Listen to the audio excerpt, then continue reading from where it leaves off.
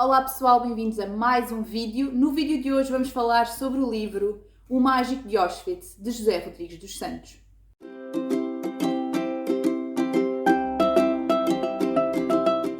Bem, pois é, janeiro foi o mês do All 77 e eu escolhi para esse mês. Quem não sabe, o All 77 é uma ideia criada pela Dora Santos Marques, também booktuber, e que no fundo faz-nos ler livros sobre o Holocausto durante o mês de janeiro. Este livro do José Rodrigues dos Santos fala-nos sobre, adivinhem, um mágico que é o Levin. Este Levin ele é alemão, mas é judeu e ele vive na Alemanha a ser ilusionista. Até que, depois de Hitler estar no poder e começar a impor restrições aos judeus, ele decide que se calhar o melhor é levar a sua mulher e o seu pequeno filho para a Checoslováquia e fazer lá a sua vida de forma mais tranquila. E é isso mesmo que faz.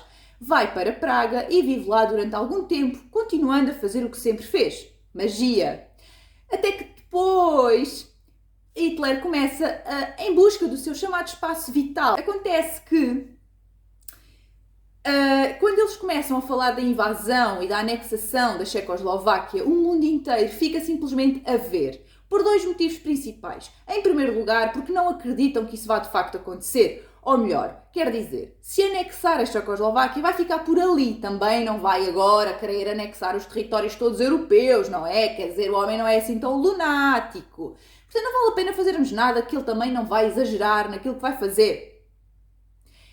Logo, as grandes potências europeias desta altura, que estariam provavelmente contra, estamos a falar de França, estamos a falar da Inglaterra, do Reino Unido, não é? E até mesmo dos Estados Unidos, ficaram suspensos a olhar e ver, vamos lá ver o que é que este senhor Hitler vai fazer.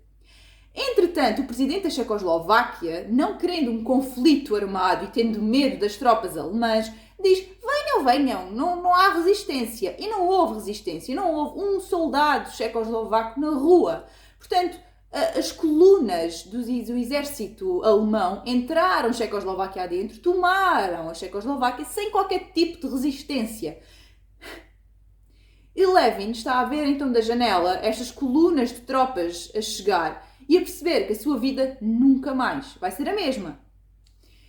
Ora, o que é que acontece? Com o passar dos dias, começam então as restrições na própria da Checoslováquia, especialmente em Praga, que é onde vive Levin, começam então as restrições à população judaica. Primeiro começa por coisas que nós consideramos simples, mas que são essas as fundadoras da nossa liberdade, como por exemplo a possibilidade de ir a pastelarias.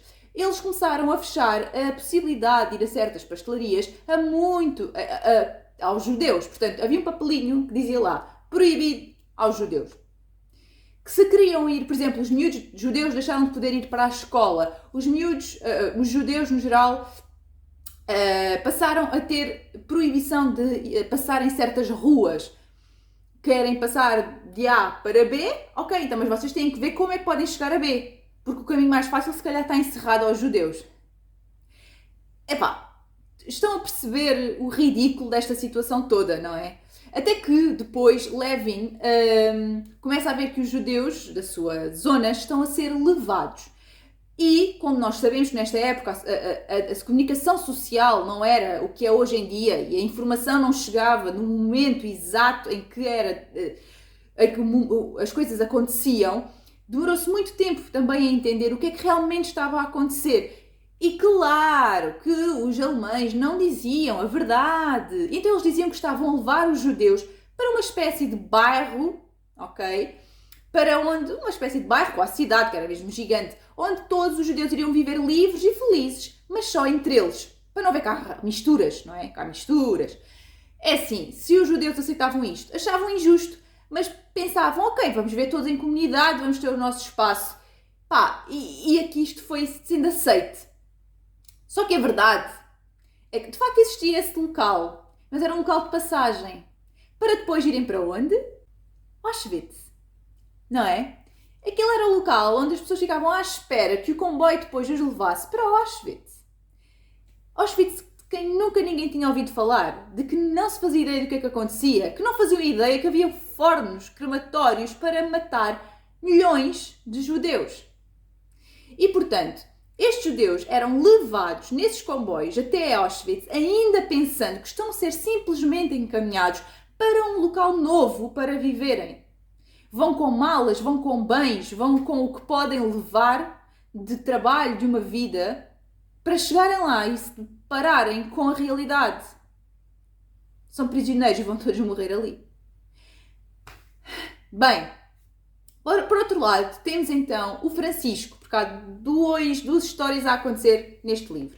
Temos então Francisco, português, que fez uma asneira qualquer cá e para não ser preso fugiu para a Espanha e alistou-se no exército espanhol. Ora, só que ele alista-se no exército espanhol e mandam-no depois, salvo erro, para Marrocos, numa legião, num grupo legionário, não é? Vai para Marrocos. Bom, o que é que acontece? Espanha supostamente é neutra na Segunda Guerra Mundial, portanto, nem está ao lado neste caso, do Exército Vermelho, portanto, da Rússia, nem está ao lado de Hitler. Aparentemente, ouçam bem, porque na realidade tem, sim senhor, uma perspectiva de opinião. Porquê? Porque a Espanha lança uma diretiva que diz que quem se quiser, a nome próprio, voluntariar para ir apoiar Hitler, que pode ir. Ok, como é em nome próprio, não é em nome do país, não se podia dizer exatamente que Espanha estava a apoiar, estava simplesmente a abrir a possibilidade. Mas essa não é verdade, porque estes voluntários eram voluntários coercidos, ou seja, eles eram obrigados a voluntariar-se. Estão a ver? Francisco foi obrigado, porque era um grande militar, fazia mesmo muito bem todo o seu trabalho, e portanto ele foi obrigado a voluntariar-se. E lá foi a lutar ao lado de Hitler contra os comunistas russos. Enfim, depois nós aí seguimos o que é que acontece também na Rússia, nestas batalhas. É muito interessante também perceber. É assim, é uma coisa inacreditável, mas é um livro que nos faz pensar em muita coisa e recordar muita coisa. Ao mesmo tempo, há um outro assunto que fala este livro, que é o misticismo. Misticismo que, pelos vistos, existia no ponto de vista de Hitler e que ele acreditava em determinadas coisas que simplesmente são completamente... Oh, meu Deus! Por exemplo, Hitler foi questionado, Hitler e o seu grupo próximo foi questionado acerca de como fazer sobre o frio russo, que estamos a falar de um inverno rigoroso em que estavam cerca de 30 graus negativos nas regiões em que iria haver o combate. E Hitler respondeu simplesmente: não se preocupem, as nossas tropas alemãs não precisam de levar equipamento extra, casacos extras ou algo do género, não há necessidade disso, porque nós, arianos, somos descendentes do povo do gelo, que são portanto, os antigos habitantes da Atlântida, e há genes deles em nós, portanto, pessoas que vêm do reino do gelo, obviamente, que estão muito melhor preparados para o frio do que esses russos que, basicamente, vivem só ali, mas não têm cá genes da população do gelo. Pronto, conclusão. Não se preparou o exército alemão para o frio horrível que se fazia sentir. Os alemães, afinal, não estavam preparados. E morreram de hipotermia, grande parte, foi dizimada. Pois, curioso, não é? Não vos vou contar muito mais, mas eu dei 5 estrelas a este livro. É um livro que nos faz realmente pensar muito. Tem muita coisa que provavelmente está aqui romanceada, apesar de ser baseada em factos reais. Mas é muito interessante e eu gostei mesmo muito de ler este livro. Que é sempre um murro no estômago. Ler sobre este tema é sempre um murro no estômago. E... vale a pena, isto tem continuação. O livro é o manuscrito de Birkenau. E eu estou muito curiosa para ler também esta continuação, mas preciso dar uma pausazinha, porque este tema é de facto muito duro, difícil, e neste momento em que nós estamos, nem sei o que pensar. Aproveito agora também para fazer um pequeno desabafo. Vou fazer um pequeno desabafo sobre isto que nós estamos a viver. Sei lá, é difícil de acreditar que nós estamos a passar por isto em pleno século XXI. Óbvio que não é a única guerra, não é a primeira guerra, não será a última guerra do nosso planeta neste século, mas é assim, é óbvio que esta nos toca particularmente por ser aqui tão perto. E isso não quer dizer que não nos devesse tocar todas, não é de todo isso o que eu quero dizer, mas sabemos, E isso é uma cena humana de todos nós. Quanto mais perto está da nossa realidade, mais nos toca. Seja qual for o assunto, seja qual for o tema. Mas a verdade é que pensar que os ucranianos estavam no seu dia-a-dia, na sua vida, e que foram invadidos por um tirano, por um ultranacionalista, totalitarista, chamado Putin, que acha que a União Soviética de certa forma ainda existe, ou que deveria existir, e que quer dominar e comandar a autodeterminação destes povos que são livres e que têm democracias completamente instauradas nos seus países. Isto não tem qualquer tipo de cabimento. E eu olho para isto e eu penso, como é que isto vai acabar? Porque eu não imagino o Putin a parar.